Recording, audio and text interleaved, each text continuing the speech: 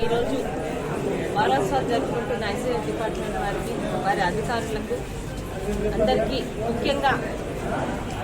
ఒక మహిళ గర్భవతి అయినప్పటి నుంచి డెలివరీ అయ్యి 6 నెలలు పిల్లల్ని ఎలాగా పెంచాలో వారి తాలూకు చేసిన జాగ్రత్తలు ఇవన్నీ కూడా సమాజం పట్ల ఒక బాధ్యతగా చేస్తున్న ప్రతి ఒక్క ఐసీడీఎస్ టీం మొత్తానికి కూడా మా తరఫున ధన్యవాదాలు.